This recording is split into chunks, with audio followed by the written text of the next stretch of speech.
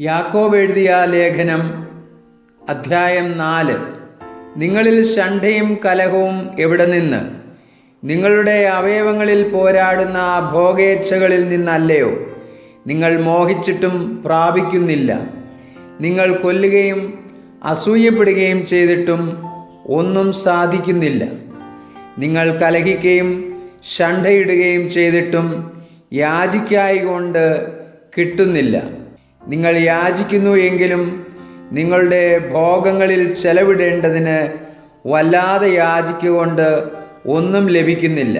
വ്യഭിചാരിണികളായുള്ളവരെ, ലോകസ്നേഹം ദൈവത്തോട് ശത്രുത്വമാകുന്നു എന്ന് നിങ്ങൾ അറിയുന്നില്ലയോ?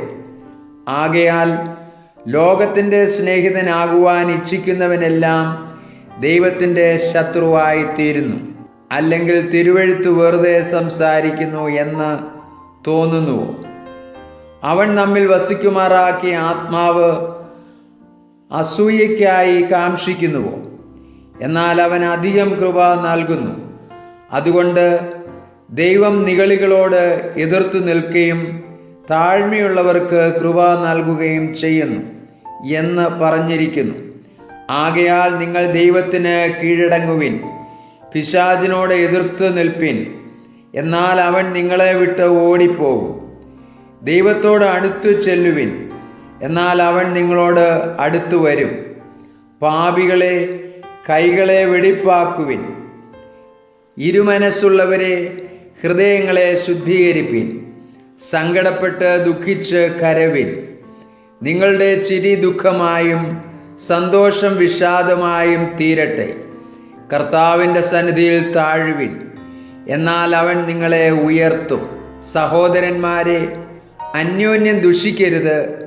തൻ്റെ സഹോദരനെ ദുഷിക്കുകയും വിധിക്കുകയും ചെയ്യുന്നവൻ ന്യായപ്രമാണത്തെ ദുഷിക്കുകയും ന്യായപ്രമാണത്തെ വിധിക്കുകയും ചെയ്യുന്നു.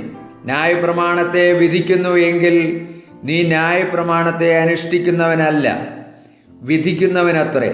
ന്യായപ്രമാണകർത്താവും ന്യായാധിപതിയും ഒരുവനേയുള്ളൂ, രക്ഷിപ്പാനും നശിപ്പിപ്പാനും ശക്തനായവൻ തന്നെ. കൂട്ടുകാരനെ വിധിപ്പാൻ നീ ആർ?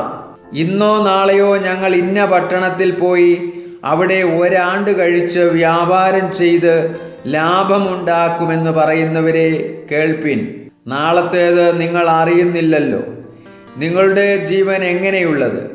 അല്പനേരത്തേക്ക് കാണുന്നതും പിന്നെ മറഞ്ഞു പോകുന്നതുമായ ആവിയല്ലോ. കർത്താവിന് ഇഷ്ടമുണ്ടെങ്കിൽ ഞങ്ങൾ ജീവിച്ചിരുന്ന് ഇന്നിന്നത് ചെയ്യും എന്നല്ലയോ പറയേണ്ടത്. നിങ്ങളോ വമ്പ് പറഞ്ഞ് പ്രശംസിക്കുന്നു. ഈ വക പ്രശംസയെല്ലാം ദോഷമാകുന്നു.